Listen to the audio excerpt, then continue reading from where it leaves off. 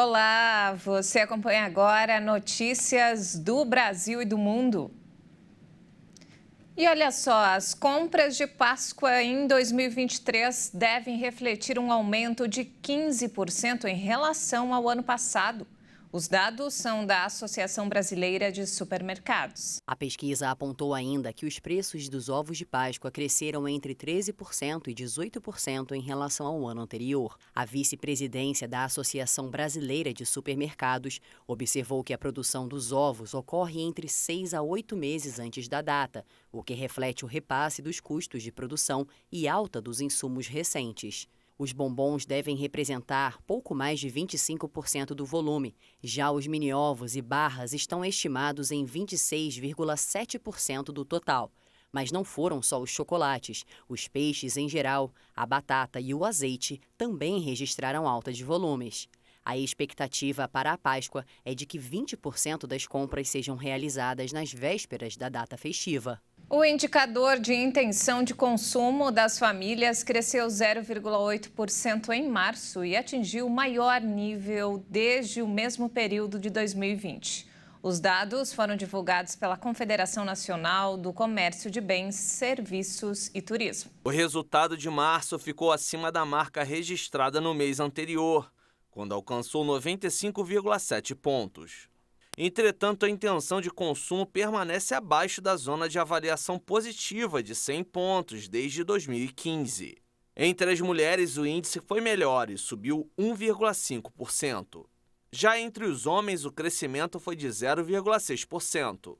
Segundo a pesquisa da CNC, apesar de ter mantido a tendência de alta, a elevação do consumo foi menos expressiva, principalmente por conta da perda de otimismo das famílias de menor renda, impactadas pela inflação alta em 2022. O estudo revelou também que 37% das famílias relataram que o acesso ao crédito está mais difícil. A CNC projeta para os próximos 3 meses uma melhora do nível de compras em todas as faixas de renda. Uma disputa de poder entre o Senado e a Câmara está atrasando o andamento de pautas importantes do governo no Congresso Nacional, com o impasse ao risco de medidas serem anuladas. Uma disputa de poder no Congresso está paralisando o andamento das medidas do governo, que dependem de uma votação do Poder Legislativo. As medidas provisórias têm duração máxima de 120 dias. E se a proposta não recebe o aval da Câmara e do Senado nesse prazo, ela perde a validade. No momento, algumas MPs estão travadas. O motivo é um impasse sobre como deve ser feita a tramitação no Congresso. Essas propostas passavam inicialmente por uma comissão mista, formada por 12 integrantes de cada casa. E dessa forma, havia um revezamento entre senadores e deputados para atuarem como relator. Mas na pandemia esse sistema foi suspenso e as medidas provisórias passaram a ser analisadas diretamente pela Câmara, o que deu poder para o presidente Arthur Lira escolher sempre um deputado para ser o relator da matéria. A Câmara agora não quer voltar ao sistema antigo e o argumento de Lira é que a casa ficaria subrepresentada nas comissões mistas, já que a Câmara indica o mesmo número de integrantes que o Senado, apesar de ter mais parlamentares. Ele defende uma alteração na Constituição para mudar esse número. O presidente do Senado, Rodrigo Pacheco, por sua vez, sugeriu uma emenda constitucional que acabaria com as comissões mistas, mas defendeu o revezamento entre as duas casas no posto de relator. Sem acordo, Pacheco decidiu que vai retomar as comissões mistas à revelia. O presidente da Câmara reagiu e anunciou que a casa vai votar as 13 medidas provisórias remanescentes do governo Bolsonaro e não aceitará a instalação das comissões mistas para as medidas provisórias de Lula. A cidade de São Paulo registrou o mês mais violento no trânsito desde 2017. As ocorrências em fevereiro aumentaram mais de 50% em relação ao mesmo período do ano passado. Segundo números do Infociga, o sistema que contabiliza os acidentes no estado, o aumento foi de 53% em relação a fevereiro de 2022. O índice de ocorrências na cidade de São Paulo só ficou abaixo de 2017, quando foram contabilizados 69 óbitos no mês. Dos 66 mortos em fevereiro passado, 23 estavam a pé, 19 em motos, 18 em carros, 3 em bicicletas, 2 em caminhões e 1 não foi informado. Os homens continuam sendo os que mais morrem no trânsito. 74% dos mortos. A Secretaria de Mobilidade e Trânsito de São Paulo diz que vem adotando várias medidas para reduzir os acidentes e os números de mortos e feridos, como áreas de espera para motos nos cruzamentos e a faixa azul para os motociclistas. Ainda segundo a Secretaria, até 2024, a meta é reduzir o índice de mortes no trânsito da capital para 4,5 por 100 mil habitantes. E nos destaques internacionais, um grande incêndio florestal atinge o leste da Espanha, marcando o início antecipado da temporada de incêndios do país, em meio a condições de seca. Centenas de pessoas foram evacuadas. O fogo, que já consumiu cerca de 3.000 hectares em um perímetro de 30 quilômetros, avançava descontroladamente no leste do país em meio a condições climáticas adversas. Cerca de 1.500 pessoas foram desalojadas em 8 municípios das regiões de Valência e Aragão. O governo regional das cidades informou que 450 bombeiros combateram as chamas, apoiados por cerca de 20 aeronaves que descarregavam água. Segundo as autoridades, o incêndio é alimentado pela vegetação seca devido à falta de umidade nos últimos meses. Além das altas temperaturas, o vento do oeste dificulta o combate às chamas. Criminosos responsáveis pelo tráfico de imigrantes no México usam cada vez mais as redes sociais, como o TikTok, para promover seus serviços. Eles se oferecem para cruzar a fronteira americana pelo inóspito deserto de Sonora, no noroeste do país, ou passar migrantes por Tamaulipas.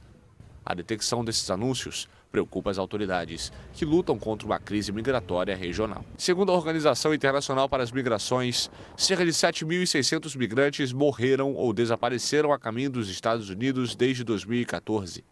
Pelo menos 988 perderam a vida em acidentes ou em viagens em condições subhumanas. A publicidade do coiote circula apesar da violação das regras do TikTok, que proíbem a promoção e facilitação de atividades criminosas.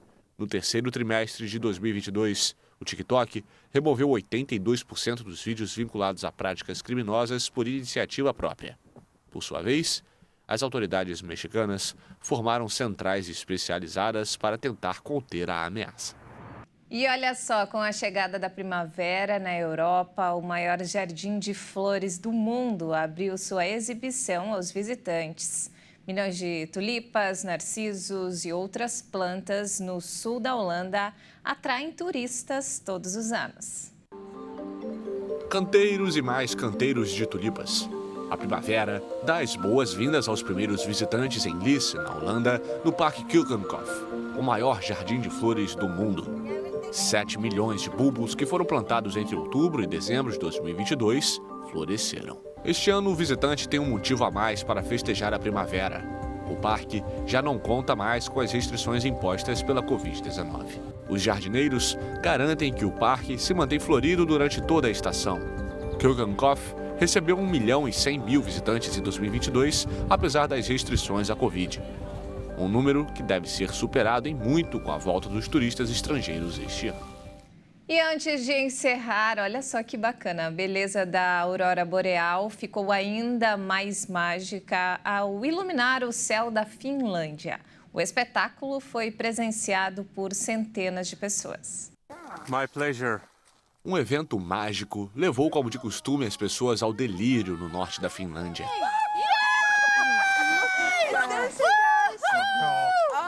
Uma poderosa tempestade geomagnética atingiu a Terra após instabilidade na atmosfera solar, desencadeando o espetáculo. A aurora boreal é o nome dado a um fenômeno luminoso visível nos céus das regiões de alta latitude do hemisfério norte do planeta, caracterizado por junção de luzes e cores. O espetáculo luminoso tem origem na camada da atmosfera denominada termosfera e é resultante da interação dos gases presentes nessa área com as partículas oriundas dos ventos solares.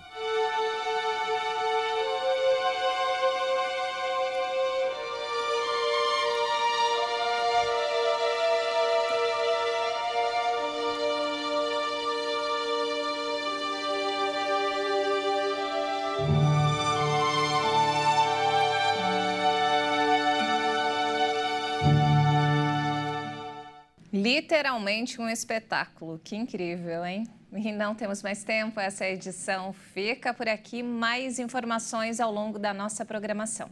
Obrigado pela companhia e até mais.